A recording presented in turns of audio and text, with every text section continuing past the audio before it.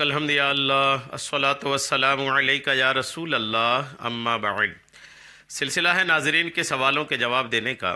ناظرین ہمارے چینل کے ویڈیوز کے کمنٹس میں اپنے سوالات لکھتے ہیں، ہم ان کے جوابات پیش کرنے کی سعادتیں حاصل کرتے ہیں۔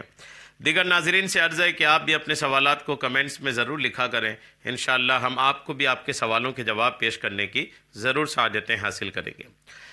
ہمارے ناظرین میں سے کہ انہوں نے سوال کیے ہیں کہ الٹی ہونے سے کیا روزہ ٹوٹ جاتا ہے یا نہیں ٹوٹتا، تفصیلی طور پر آپ کس کا جواب دیں۔ الٹی یا قے جس کو بولتے ہیں، پلٹی بھی بولتے ہیں بعض اوقات لوگ اس کو، اور وومیٹنگ بھی بولتے ہیں، تو الٹی ہونے سے قے ہونے سے کیا روزہ ٹوٹ جاتا ہے یا نہیں ٹوٹتا،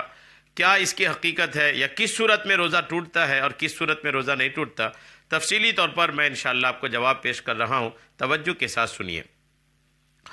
بے اختیار قے ہونے سے روزہ نہیں ٹوٹتا ہے، چاہے جتنی مقدار میں کھانا نکلے، یہ یاد رکھیے گا۔ اگر بے اختیار میں قے کیا، بے اختیار قے کا مطلب کیا ہوتا ہے وہ بھی آپ توجہ سے سن لیں۔ بے اختیار مطلب از خود کتنی ہی الٹی اور قے آئے روزہ نہیں ٹوٹتا۔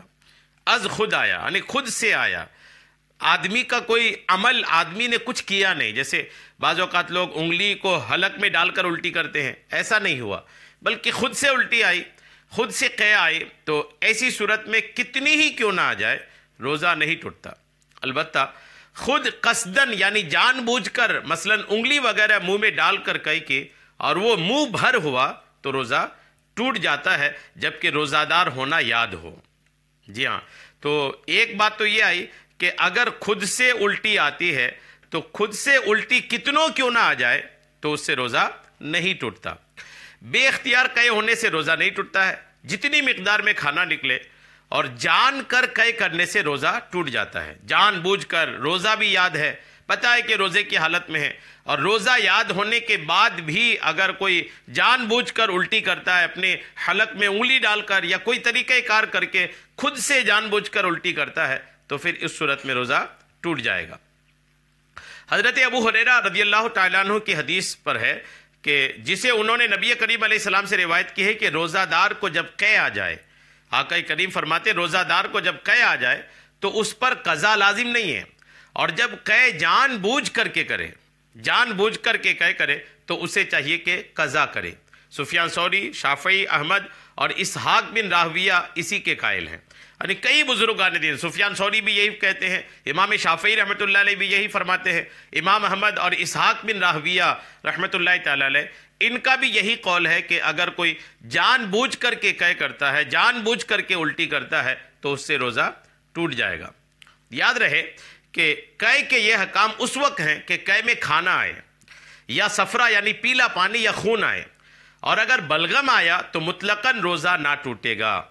اگر قے میں بلغم آتا ہے، اگر قے میں کھانا پینا یا صفرا نہیں آیا بلکہ قے میں اگر بلغم آیا تو پھر مطلقاً روزہ نہیں ٹوٹے گا، چاہے جان بوجھ کر کے کیا، چاہے بھول کر کے کیا، روزہ یاد ہو کر کے کیا، کسی بھی صورت میں اگر قے میں بلغم آتا ہے تو اس سے روزہ نہیں ٹوٹتا،